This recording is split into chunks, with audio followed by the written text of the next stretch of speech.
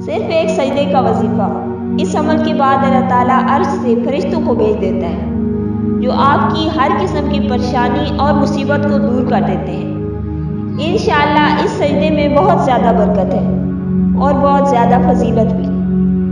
اس عمل کو بتانے کے بعد آپ کو صحابہ کرام کا ایک واقعہ سناؤں گی جس سے آپ کا یقین اور پختہ ہو جائے گا، کیونکہ یہ صحابہ کرام نے بھی اپنایا تھا۔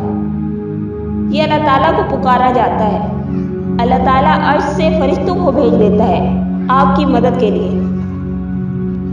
اس عمل کی بدولت آپ کی ہر قسم کی پریشانی اور مصیبت بھی دور ہو جائے گی۔ آپ کو وظیفے کے بارے میں بتاتے ہیں۔ آپ نے نماز عشاء کے بعد سجدے کی حالت میں 100 مرتبہ یا ارحم الراحمین پڑھنا ہے۔ اس کی برکت انشاءاللہ آپ کی ہر مصیبت پریشانی دور ہو جائے گی۔ اس کے بارے میں صحابہ کرام کا واقعہ ہے۔ حضرت عمر فاروق رضی اللہ تعالیٰ عنہ کے زمانے میں کسی جگہ پر ایک صحابی جا رہے تھے کہ راستے میں ایک ڈاکو آ گیا اور سارا مال و اسباب لوٹ لیا اور لوٹنے کے بعد قتل کرنے لگا۔ ان صحابہ کرام نے فرمایا کہ ایسا مت کرو، مجھے قتل نہ کرو، تم نے میرا سارا مال لے لیا ہے، میری جان بخش دو۔ تو وہ ڈاکو کہنے لگا کہ اگر میں نے تمہیں زندہ چھوڑ دیا تو تم جا کر عمر سے میری شکایت کرو گے اور عمر مجھے ڈھونڈوا کر سزا دے گا، اس لیے میں تجھے قتل کر دوں گا۔ وہ صحابہ کرام کہنے لگے لیکن مجھے 2 رکعت نماز نفل پڑھنے دو۔ وہ ڈاکو نادان تھا، اس نے کہا پڑھ لو۔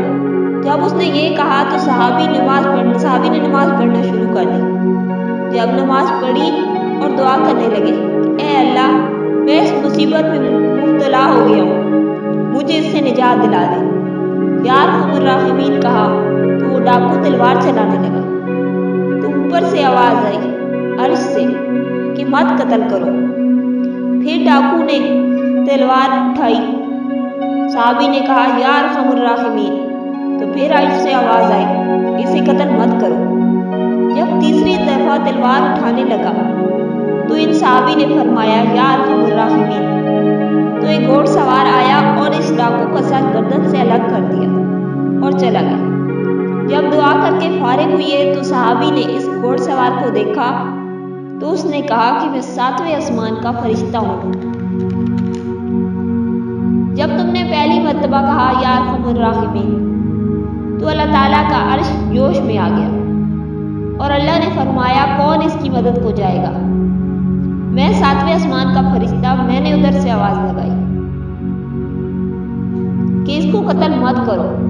جب تم نے دوسری دفعہ آواز لگائی تو میں پہلے آسمان پر آ گیا اور پھر کہا کہ قتل مت کرو۔ جب تم نے تیسری مرتبہ یا ارحم الراحمین کہا تو میں نے جلدی سے آ کر اس کی گردن دھڑ سے جدا کر دی۔ اس واقعے کو سنانے کا مطلب یہی تھا کہ یہ وظیفہ بہت ہی طاقتور ہے۔ 100 مرتبہ اس کو سجدے کی حالت میں پڑھیں گے۔